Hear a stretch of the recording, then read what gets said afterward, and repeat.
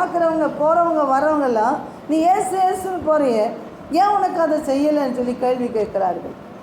ஏசு ஏசுன்னு கூப்பிடுறிய, பாடுற, துதிக்கிற, ஆராதனை செய்கிற, ஏன் உனக்கு பதில் இன்னும் வரல? உங்கள் வீட்டிலே உன்னை இந்த மாதிரி ஏன் மதிக்கலை அப்படின்னு சொல்லி என்னை கேள்வி கேட்குறாங்க. ஆனாலும் அவர் சொல்கிறாரு, என் ஸ்தோத்திரம், இரவும் பகலும் கண்ணீர் தான் எனக்கு உணவாக இருந்தாலும் முன்னே நான் பண்டிகை ஆசரிக்கிற ஜனங்களோட கூட நடந்து கூட்டத்தின் களிப்பும் துதியுமான சத்தத்தோட தேவாலயத்திற்கு போய் வருவேனே. இவைகளை நான் நினைக்கும் போது என் உள்ளம் எனக்குள்ளே உருகுகிறது. ஆலயத்துக்கு போவதை குறித்து ஒரு வாஞ்சை, ஆலயத்துக்கு போக முடியாமல் இருக்கிறேனே என்ற அந்த ஒரு தாகத்தோடும் வாஞ்சையோடும் ஆண்டவர் சமூகத்தில் இருந்து அவர் தன்னால் புலம்பிக் கொண்டு இருக்கிறார். அவர் ஆடுகளை மேய்த்து கொண்டு அது மத்தியில் இருந்து கொண்டு ஆண்டவரை நோக்கி புலம்புகிறார். நான் அப்படி துதிக்கணுமே, ஜெபிக்கணுமே, ஆலயத்துக்கு போகணுமே என்ற ஒரு ஸ்தோத்திரம் தாகத்தோடு ஆண்டவரோடு இடைப்பட்டு கொண்டு இருக்கிறார். அல்லேலூயா.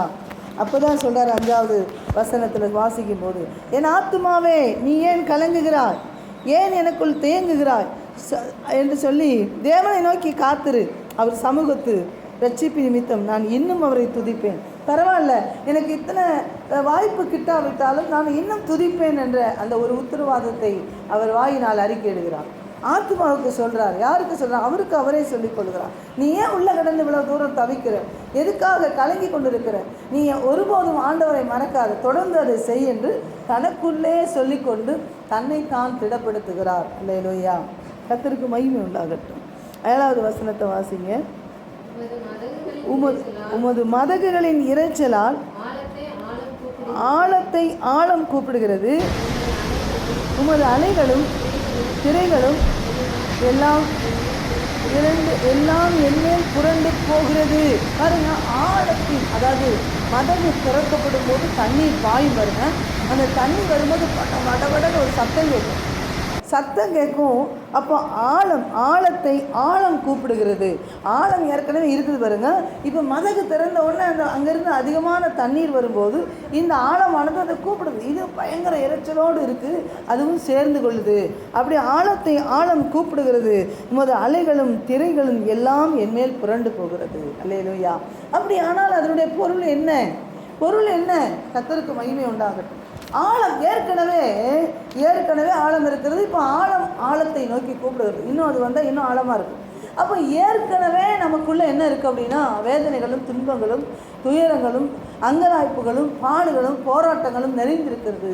இன்னும் அவைகள் என்னவது? என் மேல் புரண்டு போகிறது. இன்னும் அது அதிகமாக என்னை சுற்றி எனக்குள்ளே வந்து போகிறது என்று அவர் புலம்புவதை பார்க்க முடியும். அதனுடைய பொருள் ஏன்னா அந்த ஆழமெல்லாம் இறைச்சலும் அந்த ஸ்தோத்திரம், அது என்ன சொல்லப்படுங்க, அலைகளும் திரைகளும் எல்லாம் என் மேல் புரண்டு போகிறது. அப்படியான அந்த தண்ணிக்குள்ளே போய் நிற்காரா? அவர் படி மேலே போதா? இல்லை. அது எப்படி அது புரளுகிறதோ அதுபோல் என்னோடய வாழ்க்கையில் ஸ்தோத்திரம் அது திரும்ப எனக்குள்ளே வந்து போகிறது. அல்லேலூயா. மதகுகள் திறக்கும் போது தண்ணீர் எப்படி இறைச்சலிட்டு வருவதோ அதுபோல் மனிதர்கள் என் மேல் இறைச்சலிட்டு கொண்டிருக்கிறார்கள். திரும்ப எனக்கு விரோதமாக பேசுகிறார்கள். திரும்ப எனக்கு விரோதமான காரியங்களை சொல்லிக்கொண்டே இருக்கிறார்கள். அதுவே என் மேல் புரண்டு வருகிறது. அந்த வார்த்தை, அந்த வசனத்துடைய பொருள். கர்த்தருக்கு மகிமை உண்டாகட்டும். திரும்பவும் எனக்கு அது என்ன பண்ணுன்னா, என் மேலே அந்த அலைகள் புரளுகிறது. அலைன்னா அது அடிச்சு வரும், அது வேகமாக வந்து போகும்.